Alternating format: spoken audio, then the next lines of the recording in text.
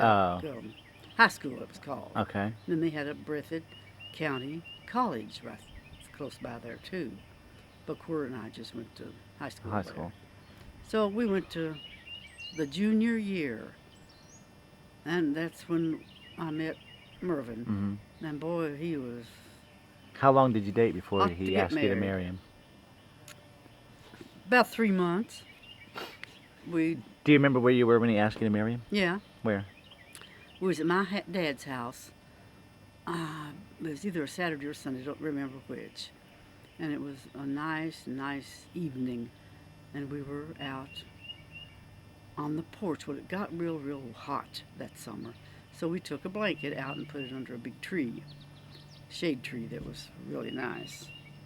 So we were laying on a blanket on our tummies. And he said, I'm going to marry you. And I said, I haven't gotten a proposal yet. What do you mean you're going to marry me? You know? And he said, well, I want to marry you. Is that okay? I said, well, you have to ask my dad. Because, if he didn't give his okay, then I Right. said no. So the next day, we went to Dad's house. Oh, we were at Dad's house, that's right. And he left that night, went back to Haddix, and pitch dark. I mean, it was absolutely pitch dark. There was no street lights, around Right. us. So No. he walked back out No. to his sister's in Haddix. So then he came up the next day, and he was as nervous as he could be because he was scared to death of Dad. Hmm. So finally he got up the nerve to ask him. And Dad said, well, if you think you can take care of her, he said, can you take care of her? And Mervyn said, well, yeah. He just had gotten out of the service. Where was he working? He was delivering furniture in Jackson, Kentucky. They had a truck, and he was their delivery man for. I really don't know how long he worked there until we left and came to Ohio. But he left there. Why did you come to Ohio? He wanted to better himself. He didn't make no money delivering furniture. So you came to Dayton? No, we actually came to. Um, my goodness, where did Dad buy a farm? Dad bought a farm out in. I can't think of the name of it. Okay, well, I probably jumped ahead too far anyway because I want to go back a little bit. Do you remember where you got married? Oh yeah, we got married at the lady's house that I was living at and going to high school. Okay. She put balloons up in the living room and had it all decorated up. When we went, we had to go to Hazard, Kentucky, which was, I think, it's 30 miles away from there, to get License. a blood test. Oh, okay. No, we got our license in Jackson, but we had to go to Hazard to get blood tests. So we drove all day long. I was so tired I couldn't hardly stand it. And the minister was coming at 7 o'clock that night to Mildred's house. That's where I lived. So he came, and after we got married, after the minister, said the few little words, he was such a no good at it at all. Okay. So I walked out in the backyard and I said, "Dear Lord, what just happened? Am I married or not?" I didn't even feel like that I'd gone through a Right, you ceremony didn't hear because he anything was that- so nervous. Right. And then he got us nervous, so it was just a fiasco. Did you, when you married Papa, were you blissfully in love or did you just think it was what you should be doing? No, we were absolutely madly, madly in love. Yeah. We really were. We were inseparable. And you married, and then it wasn't too long after that that Mom came, right? Right. Now, It was well. were you still happy Oh yeah. then? Oh yeah. Okay. We was living with Dad by that time on a farm in Blanchester, Ohio. Okay. Dad bought a farm, and he wanted us to move in with him. And How far is that from Dayton? Do you know? Oh, it's about 45 miles Okay. from Dayton. I want to ask you about each one of your children, but I'm going to go in order. So when you had your first child, my mom, were you ready? I wasn't prepared. I'll put it that way, because you see, we were so You were 19 now, right? Yeah. Okay. And I didn't know that you could get something to keep you from getting pregnant. You know, Okay. use something. Even I then you just could? thought, no, I didn't. Mom never taught her girls Right. anything. But they had birth control stuff then. I don't think they did, because that's been 65 years ago. No. How old is She's Sarah? 58. Oh, 58. That's right, 58. So, when you had her, I've heard, there's one story that sticks out of my head, but I want to ask you, without saying that, what your first memory is. You know, they bring your baby in, it's your first child, you're 19 years old. Um, The first memory I have is being in hard labor for 13 hours. okay. And I was so stressed out and so tired and so crazy in my mind. I thought, oh my God, I'm not going to have a thing to do with this child. I know I'll hate it because I'm in so much pain. Well, when she came, and they laid her up on my chest, and this head of coal black hair, and those beautiful big greenish blue eyes, I started crying.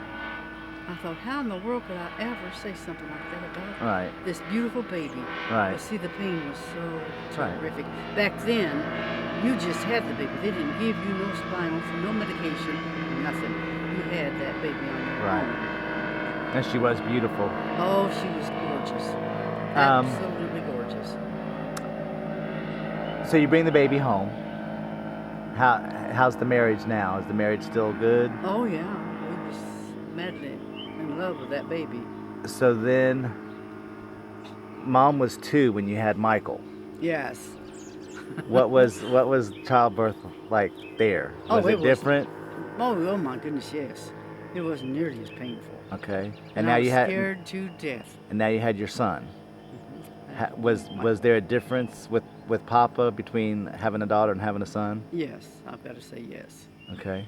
In what way? Oh, felt like such a macho man having a little baby boy. Right. Well, what he kept saying at the shop, he worked at Delco Products in Dayton, and he kept telling the guys he knows it's going to be a son before Sherry was born, and he just said I know it's going to be a boy because that's what I want. I want a boy. Well, then when this beautiful little girl came, he was so disappointed that it absolutely broke my heart. But did he get But better then- with it? Oh yeah, yeah. Once we got her home, Right. you know, back to Dad's house, we had our own room, but we all had to cook and eat together, which Right. we didn't like at all. So I think Sherry was, I think about she was 8 or 12 months old. We found a nice little apartment. Mervyn was working on a farm for farmers and doing pretty good. So we got our own little apartment. Okay. Now that was a happy, happy time. Right. I bet. So the first winter that we went through, and she was born in May, so she was several months old, but still a baby. Mm-hmm. So it was so cold that winter, and we had our bedroom upstairs. And Was that the place on Patterson? No. Okay. Oh no. That was in- years later. Okay. Yeah, yeah. Okay.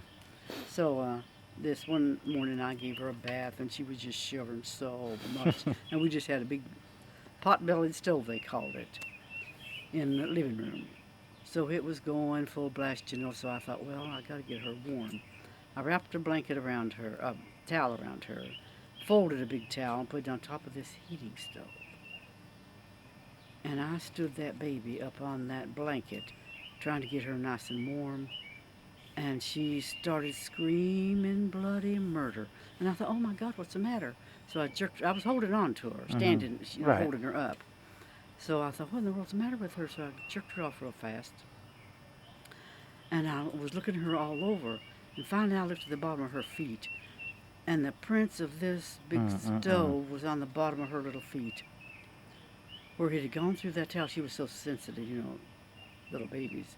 That the prints of this big heating stove was on the bottom of her feet through this big folded towel. And I thought, oh my God, I started crying. I thought, look what I've done to her. But I don't remember now what I put on it. But anyway, it never blistered or never turned into anything really bad. Right. But it Now, tore my heart out. why was she named Sharon? When I was 17 years old, maybe 16, 17, somewhere in there, Clara, my oldest sister, worked in Ypsilanti, Michigan, at the airplane factory. Okay. Don't remember the name of it now. But anyway, she wanted me to come and get me a job. Of course, I wasn't old enough to work in the factory. So I got a job in a restaurant close by our little place where we lived, Mm-hmm. and worked there until she decided she'd had it with this big factory. So we went back to Dad's farm Right. in Kentucky. And Dad said, just come back here and you can go to work in Jackson, which was, I think, 25, 30 miles away. So we went back home and stayed with Dad. Well, then we was walking around since Jackson, Kentucky that night. That's when I met Papa. Right. So, So where did Sharon come from? Why'd you pick oh, that name? and while I was in Michigan, I would play the radio every morning when I was getting ready to go to work.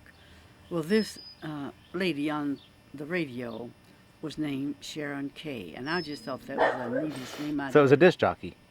She was, yes. Right. Yeah, it was a disc jockey. Huh. And I just thought that was the neatest name I ever heard, and I thought nobody else will know that name. When I get pregnant, that's gonna be, if I have a daughter, that's gonna be her name. That's too funny. Sure enough, I did. Well, then the first year that she went to school, in the first grade, there were 3 Sharon K. Smiths in that room, and I thought that was my name. They were no business taking my name. Why Gary? Gary Michael.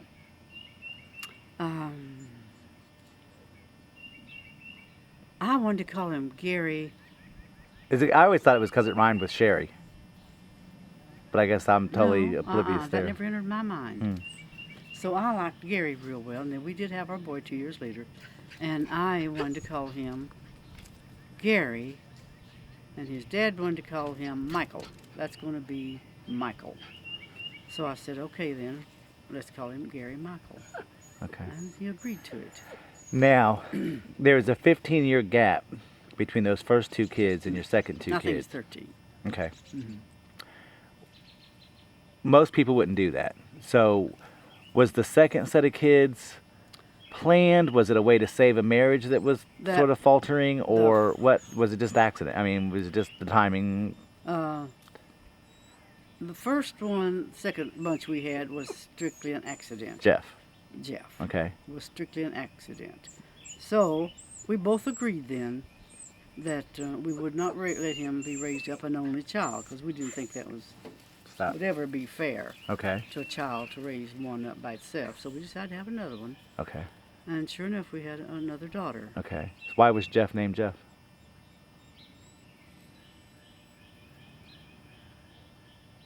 Well, we named him Jeffrey Mervyn. We couldn't find anything that rhymed or sounded real good with Mervyn. Mervyn. Mhm. We named him after his dad.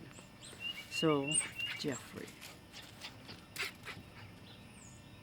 I think I liked the name Jeff really well, and I wanted to call him Jeff. Mhm. So then we finally decided Jeffrey on Mervyn went well Jeffrey together. Mervyn Smith. And what was Jackie? Why was Jackie named Jackie? Jackie was born in 1962, 2. 1962, and her